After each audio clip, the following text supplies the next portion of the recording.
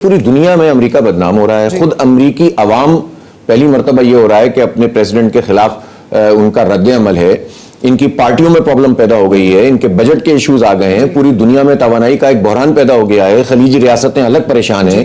اور خلیجی ریاستوں میں تو یہ بات بہت واضح ہو کر سامنے آئی کہ وہ امریکہ جس کو ہزاروں بلین ڈالر انہوں نے دے دیے, وہ امریکہ ان کی سیکیورٹی نہیں کر رہا, باقی سب کچھ کر رہا ہے. لوٹ مار کا نظام چل رہا ہے. یعنی پہلے بھی سینکڑوں ارب جو ہے وہ ڈالر انہوں نے لیے ہوئے تھے, اور ابھی پچھلا آپ کو یاد ہوگا پچھلے سال جو دورہ فرمایا تھا ڈونلڈ ٹرمپ نے, جس میں تحفے بھی وصول کیے تھے, اور کہیں 400 بلین ڈالر, کہیں 600 بلین ڈالر, کہیں 1000 بلین ڈالر کے معاہدے ہو رہے تھے, اور ڈیٹا سینٹرز کی بات ہو رہی تھی.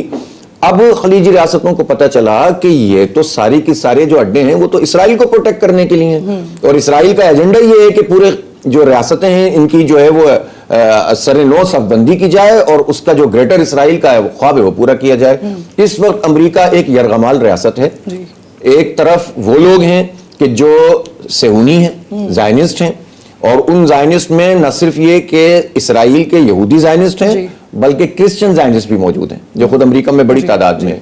اور دوسری طرف انہیں جو لوگ یہ سارے کام انجام دے رہے ہیں ان میں وہ ہیں جو شیطان کی پرستش کرنے والے پجاری ہیں, جو ایپسٹین رجیم ہے. اس وقت بیسیکلی جو امریکہ میں رجیم کام کر رہی ہے ڈونلڈ ٹرمپ کی سربراہی میں, وہ ایپسٹین رجیم ہے, پوری انسانیت کو کچل رہے ہیں.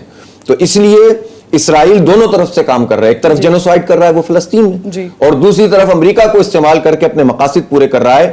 تو اس یرغمال طبقے سے جان چھڑانا صرف مسلمانوں کا کام نہیں ہے بلکہ خود امریکی عوام کا کام ہے کہ ان سے جان چھڑائیں, اس لیے کہ اب تو انہوں نے بیڑا غرق کر کے رکھ دیا ہے. بہرحال یہ بات بالکل واضح ہو گئی کہ امریکہ کو شکست ہو گئی ہے, اسرائیل کو شکست ہو گئی ہے, ایران کامیاب ہو گیا ہے, نقصان اس کا ہو رہا ہے, قیمت وہ ادا کر رہے ہیں, اور یہی حسینی راستہ بھی. آج کی دنیا میں اتنی بڑی ٹیکنالوجی اور اتنی بڑی انٹیلیجنس کے بعد یہ ان کا ٹوٹل فیلئر ہے, اور یہ امریکہ کو سمجھنا چاہیے کہ یہ اس وقت وہ کتنے زوال اور ڈھلان کا شکار ہے. ایران نے جس طرح سے ریزسٹ کیا ہے یہ بہت بڑی بات ہے, اور ہمیں مکمل طور پر اس کو سپورٹ کرنا چاہیے, اس لیے کہ ان کے پاس تو کوئی دوسرا راستہ ہی نہیں تھا. انہوں نے اپنی لیڈرشپ کی قربانی دی ہے, اپنے نوجوانوں کی اور بچیوں کی جس کے اوپر بمباری کی گئی اس کی قربانی دی ہے, اپنے جتنے انفراسٹرکچر ہے وہ اس کو برداشت کر رہے ہیں ان پر بمباری, اور جتنے بھی سینسیٹیو چیزیں ہیں وہ سب جھیل رہے ہیں, اور اس کے باوجود ڈٹ کر کھڑے ہوئے ہیں. اب ٹرمپ کہہ رہا ہے کہ بات کرو, اور وہ کہہ رہے ہیں کہ نہیں, بات کرنے کے لیے ایجنڈا طے کرو.